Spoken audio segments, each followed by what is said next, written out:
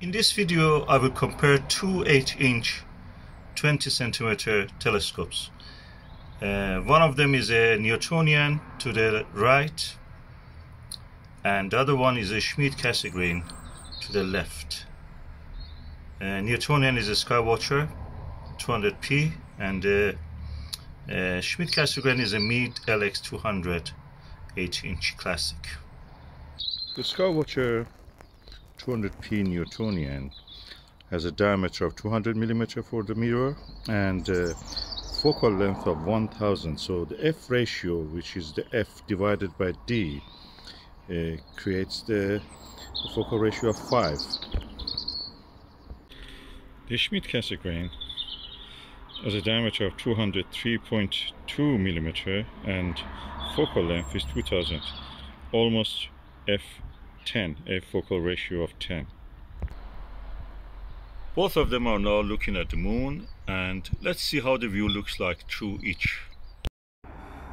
First, through the 8-inch Skywatcher Newtonian.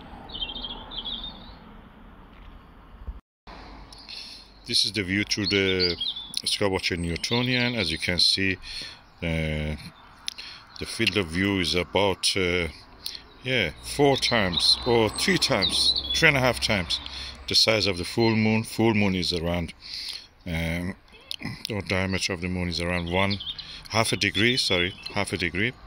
And that makes the image width from one corner, which you can see to the right, to the other corner, around 1.5 degree to 2 degrees.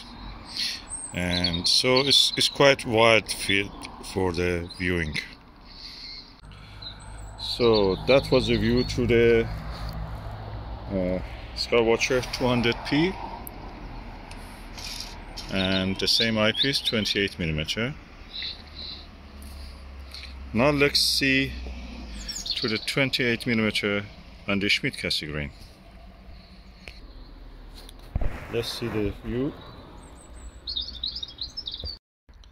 What is immediately you notice is that the image is bigger. It has a narrower field of view, so finding the object without the use of a finder scope is almost very difficult or impossible probably. In the narrow field of view can be a problem, but it's perfect for planetary bodies like the moon and other planets. As you can see more details here.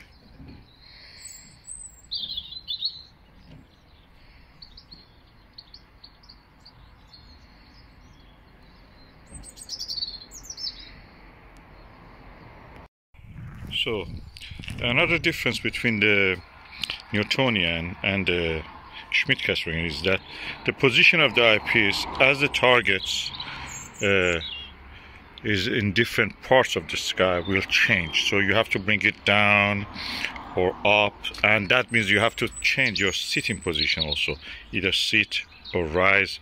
So it's not very easy in that sense. It's better to be able to have something which is stationary and stays the same. And that is what we have with the Schmidt-Cassegrain. The position of the eyepiece more or less stays the same because it's just pivoting on this axis up and down slightly, not much. You can just sit there same height and look at the most of the object, so it's easier. Another difference is that the size of the Newtonian, when this is the same for the Dobsonian, is about twice the size of a Schmidt-Cassegrain of similar size, and that makes the Schmidt-Cassegrain quite compact. Although it has a bigger focal length, that's 2000 mm, 2 meter focal length it has. That one has 1 meter focal length. But because it has several reflections back and forth, the tube is more compact. So the size is a difference, another difference. Another difference between them is that the price for this, bought it second hand. So if you buy it second hand, at least £1,000, around $1,500. That one second hand about around £200, which makes it around $300, and that's the difference. So the price difference is about 5 times. This one is more expensive than that. So with $300 you can buy this, $1,500 for this. Transport of this is easier than that also. It's more compact, takes less space when you want to store it in the home. That's a consideration, or in the car if you want to take it to somewhere dark site for observation. Of course you can use a focal reducer with this. Focal reducer is the reverse of a Barlow. When you attach it, it actually increases or decreases, decreases the f ratio. So practically focal reducers for Celestron or Meade 0.63 will make the field of view wider, so that makes it practically like that one, a wide field telescope.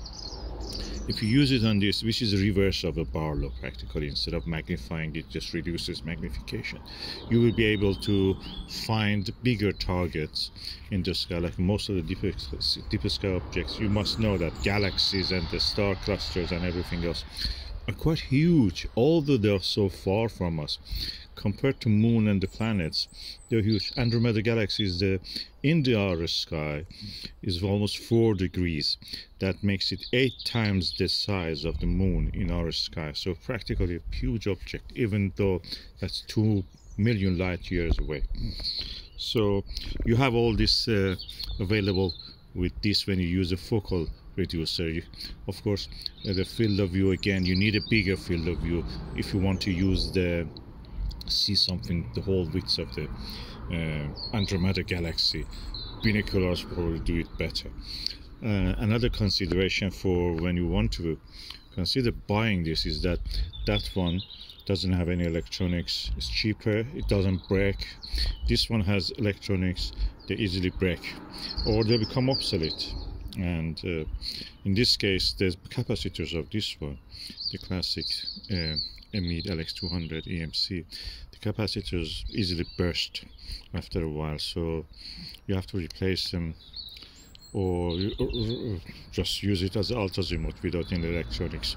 So they're prone to being outdated, obsolete, or break down. That one is just mechanical, nothing there, and then the rest of it is optical tube, and there is no danger of that. Another thing that may confuse you is that, as you have seen in the video I presented you, the image in this one compared to this one is reversed.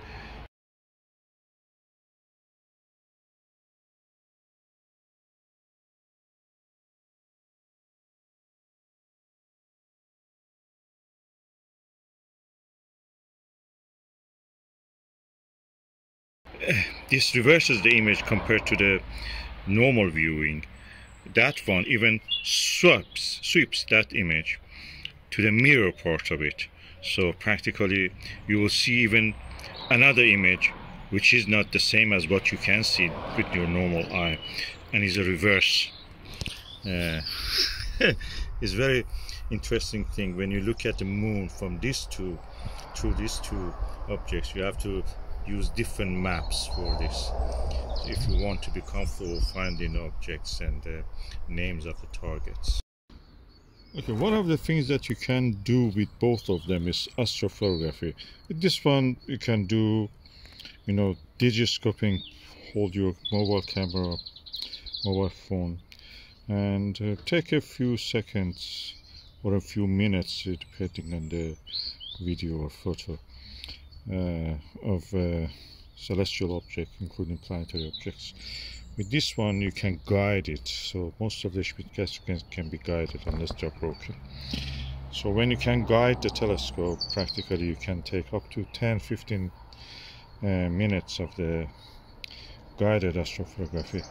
Unfortunately you will have some field rotation because this is moving in alt azimuth. It's moving like this, a little bit like this, a little bit like this, a little bit like this. It's not equatorial that follows in a curve. It has to follow the curve in steps like that. So and this causes field rotation. When you have field rotation, your image at the center looks centered. Around it, objects look appearing as if they've rotated. It's like as if you're looking at the Polaris and the stars around it. But with the video and other things, you can just take short videos and just add them, stack them with the software. You will be able to do that. With a focal reducer, you can have a wider field of view and just do whatever you want to do. Planetary, you don't have any problem. You can just take the pictures, or the moon, the same. And I don't do any processing. I can photograph with all of them. I do some astrophotography also of the brightest objects like Orion Nebula and things like that. So this is the moon. I'm holding the camera against the eyepiece. It's a Skywatcher 28mm 2-inch eyepiece on a Skywatcher 200p. It's a Newtonian, the same as the is f5, focal ratio 5, the same as a Skywatcher or Orion or similar to that Dobsonians. Okay, this is with the Meade Schmidt-Cassegrain. As you can see, I showed you during the daylight. Now we are looking through the night or twilight, and you can see the image scale is larger. Eyepiece is the same, just because it has a higher f ratio. You can see more of the object and less of the sky background. That means that is a narrow field of view. Good for planetary viewing, not very good for deeper sky objects, but you can use a focal reducer, and it's a reverse Barlow, practically makes it suitable for using as a wide field telescope. I cannot say which of them I prefer. They are different in what they do, and as you can see, I have both of them, so you can make your own judgment based on that. But if I was going to buy the first telescope and I was not sure that I wanted to dedicate more time and resources to this, I'll probably go for the Skywatcher Newtonian. Then when I see that I'm more interested, I may just get the Schmidt-Cassegrain if I want. Another difference between Schmidt-Cassegrain and Newtonian is that, as you can see, the corrector plate on the Schmidt-Cassegrain easily gets dew on it, the condensation of moisture, and that can actually damage the view that you have, and eventually will cause deterioration of the screen. You have to use, of course, either a dew shield or something like a dew heater. On the other hand, Newtonian mirror is at the end, and it takes a while actually to get covered in dew, so in that case is better.